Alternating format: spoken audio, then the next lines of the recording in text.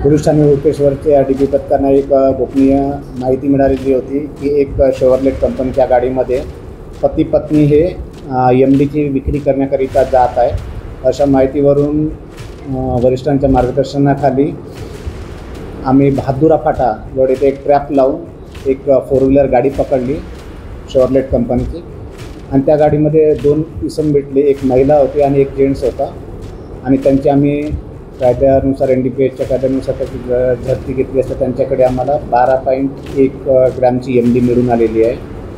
जवळपास साधारणतः किंमत त्याची 1,20,000 रुपयाची MD मिळालेली आहे आणि ती आम्ही हस्तगत केलेली आहे। त्यांच्याकडे 2 मोबाईल फोन्स मिळाले, एक इलेक्ट्रिक वजन काटा पण मिळालेला होता आणि नगदी 5,600 रुपये मिळालेले। अशा प्रकारे साधारणतः 6,46,700 रुपयाचा मुद्देमाल आम्ही हस्तगत केलेला आहे।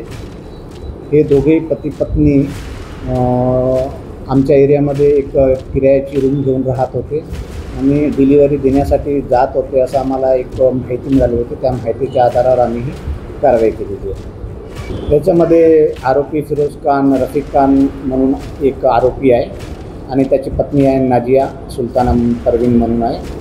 हे दोघे पती पत्नी आहे।